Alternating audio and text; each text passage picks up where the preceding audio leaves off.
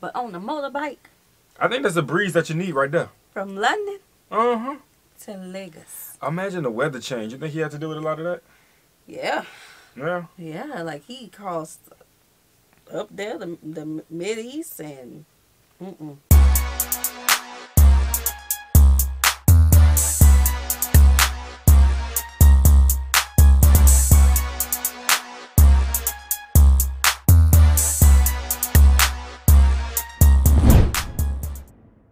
What's good, y'all? It's the Demouchets React, and we're back with another video. Who we got today, C? Today we're back with another American reaction. Super excited about this video. If you're new to us and we're new to you, make sure you scroll down, hit that subscribe button, and turn on the post notification bell because we're on the road to 200K. And we cannot get there without you guys, all right? Join the family. Without further ado, let's get into the video. Let's get it. He has been on this incredible mission to ride his motorbike from London to Lagos. I'm talking about none other than Kunle Adeyanju, who's close enough to this mission, as he is, we'll find out where he is at the moment, and giving him a warm reception by the Nigerian mission. He has been documenting his journey on his social media handles. One of his most recent posts said the ride would be his longest since he started out. Well, he joins us now.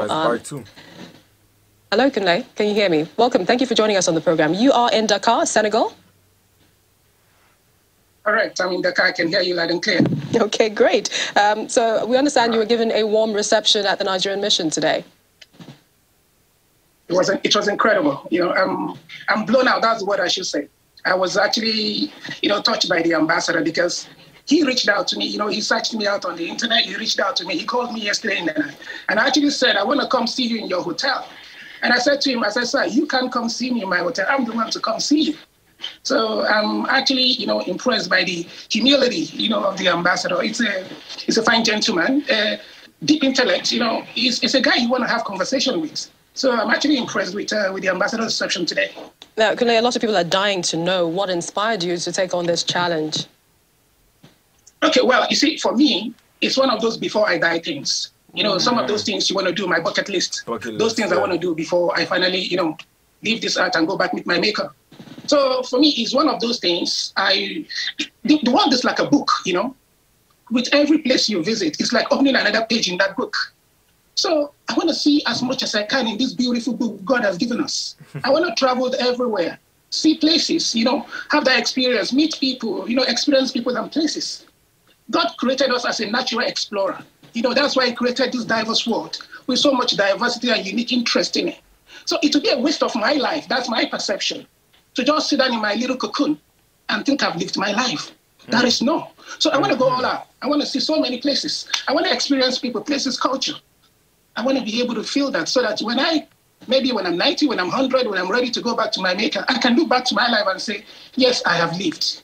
I didn't just come here to exist, but I've actually lived to experience this world. Yes. So that is my motivation to doing this. Nah, I love that, because when you on your last leg and you about ready to say, you know what, I've done everything I want to do in life, you do not want to sit back on your bed rest and have those memories of that what if moment. Yeah, what if I should have did that? I didn't have the chance to, but I know I could have. I just worked a little hard. It's like you have all the time in life to do the things that you want to do. Really, you do.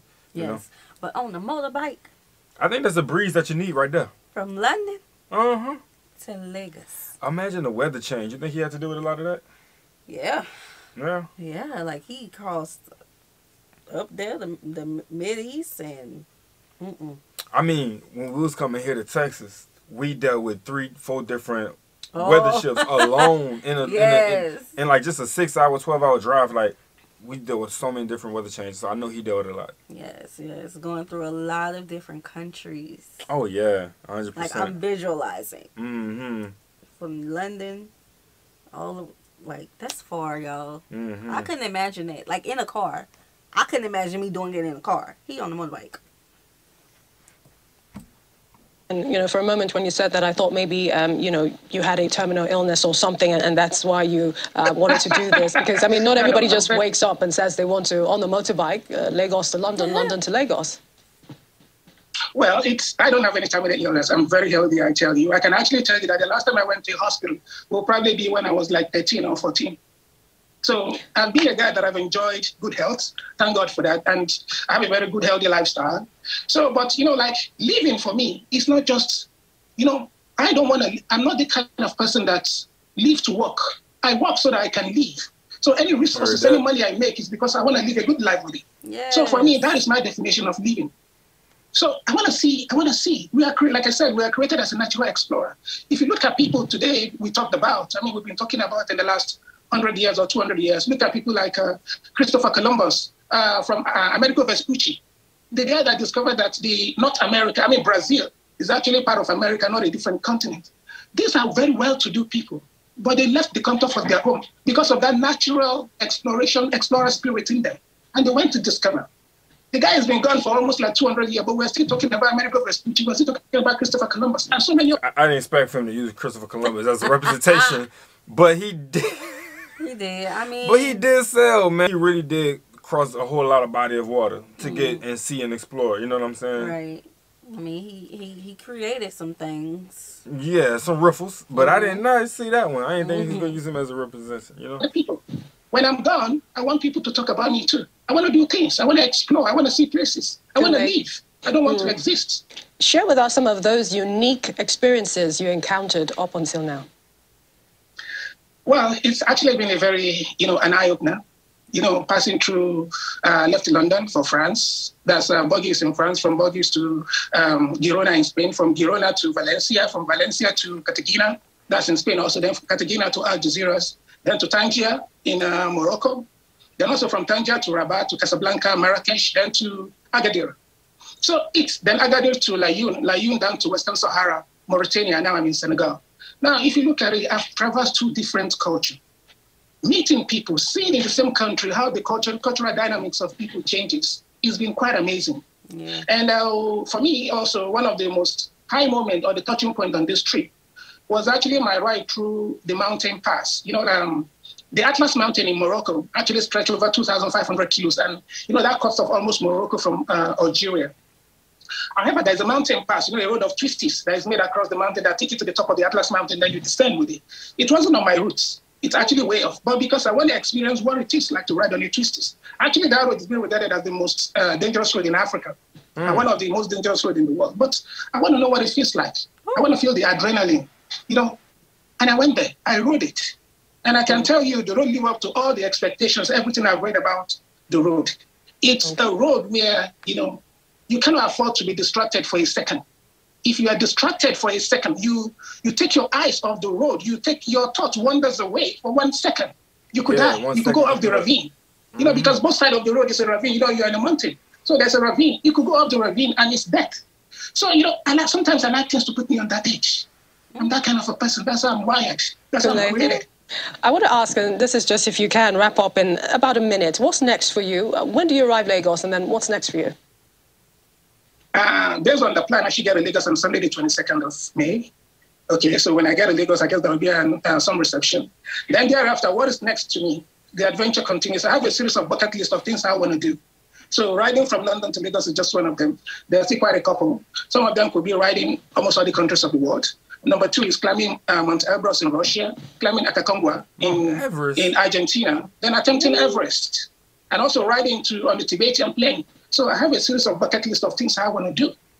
So this is just like one of them. And like the things I've done before, it's actually like, like I've ridden from Lagos to Ghana on a bicycle. So I've done that. Like doing this, like I said, is actually in conjunction with Rotary. That's why I'm a Rotarian, and that's why I have this. And it's actually to help address the cause of polio. Polio is a problem here in Africa. Yeah. Yes, Nigeria is polio-free, but if we continue to do nothing and think we are polio-free as we are, it's going to come back. Just like virus, if it's in any part of the world, it's going to come back here. Yeah. So that is why we need to, intensify the awareness, and so that we can have improvement. You use the issue of vaccine hesitancy, and people can actually take the vaccine, and polio can be out of the world completely. And if that happens, I'll be a fulfilled person. We appreciate you. We wish you safety in your journey. We look forward to your visit to Lagos. And I'm sure I'll be looking forward to reading your book, which I'm sure you'll be working on. Thank you so much, Kunle Adeyanju. Yes, I'm already all right, man. Hey, that was a far way to look at it. Just because it's not an issue doesn't mean you still shouldn't fight for it. Right. You know what I'm saying? That's Yeah. That's the one you need to take with you right there. Yeah, you take that with you. History does repeat itself. So, you know, this was an inspiring story. I love, you know, what he said. He basically want to make the history books. Yeah, and be on his deathbed knowing that he accomplished everything he wanted to do with this life. Facts. You know, you only get one life, so you better live it. Yeah. All right, so this was an inspiring story. Wait a minute now. You know something that I would never do? What? Something I would never, ever do. Oh, I wouldn't go cave diving. Cave diving. So it's these little small caves. Oh, yeah, where they be getting stuck. Where they get stuck at, and they keep going and going. Oh, and they just don't stop. And I'd be like... They can't get out. And they be having their little GoPro right in front of them, and they be like, I'm trying to get my head through this rock here. And I'm like, no. You can't even turn around. I can't do that. You can't even turn around. I can't do that at all. One dude brought his dog. Yeah, he said, my dog's stuck.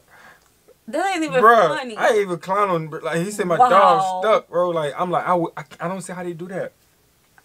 I can't be in no tunnel for too long. I can't move my body. Oh, no. Man. No, this was inspiring. You guys told us about this one and sent this one in after we did the Ghana trip, and they have made it to London. Yeah. So we hope you guys enjoyed this video with us. Like this video, subscribe, turn on the post notification bell. We have enabled our super thanks if you like to support the channel that way, as well as our reaction request form is in our description box below. We'll see you soon. Peace. And this was an old one, y'all. This was an old one.